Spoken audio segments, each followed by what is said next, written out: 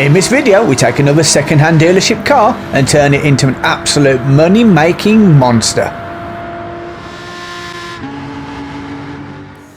And the car in question is this one, the Nissan Fairlady 300Z, which, as I said, you will find in the second-hand dealership.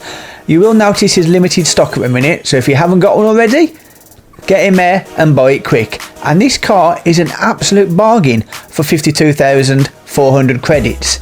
Now, I had originally intended on doing this video and this car as an engine swap, but as you can see, the engine alone is 193,000 credits, including the car. That's nearly 250,000 credits, and that's before you spend anything else on it, because yes, we would get 591 brake horsepower, and so I decided to do it the old-fashioned way. And you know what? I managed to do the entire build, including car and tyres and every modification, for less than just the engine swap would have cost. Now that's a bargain. As for the tune, well, that's nice and simple, and it's probably easier if you guys just pause it and take a look what I've got down there. What I will say is, with the transmission, I have adjusted the top speed, but I have not adjusted any of the gear ratios. And with the build out of the way, let's head over to the race, and that is the 700 pp 30-minute endurance at the Circuit de la Sarthe. You will find that in the World Circuit section under the European heading. And just as we get underway, if I could take a moment to thank all of you guys that have supported the channel, it really is quite amazing. If you would like to, then please consider hitting those like and subscribe buttons. I really do appreciate it, and it does help out the channel.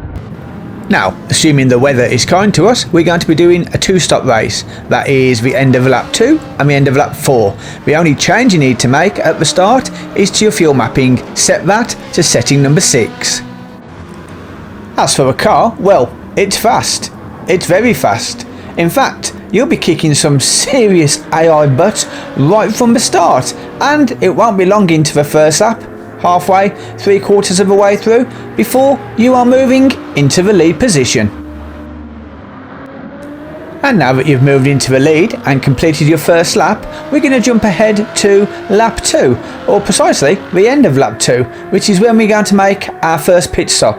And luckily, it had also started raining, so that means wet weather tyres. Now, if it hasn't started raining on your second lap, don't worry about it. Our strategy is still going to be the same.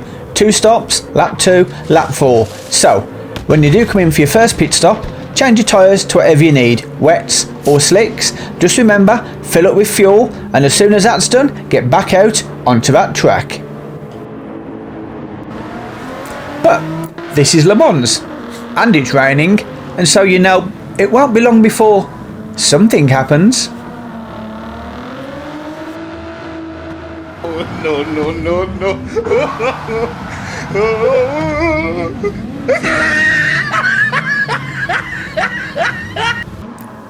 Anyway, we'll leave the AI sliding about all over the place behind us and get back to the racing, because as if this car wasn't good enough in the dry, it's even better in the wet, and you will just be extending that lead further and further. And so we'll jump ahead to the end of lap 4. And the end of lap 4 is where we do our second and last pit stop. Now, depending on what your race is like, wet or dry, will depend on what tyres you put on. For me, yes, it had stopped raining, but the track was still wet, so I'm going with the wets again. You decide depending on your own track conditions, but either way, new set of boots and a full tank of fuel, and then we're off again. And with your second pit stop completed, the only thing left to do is drive to the end of the race.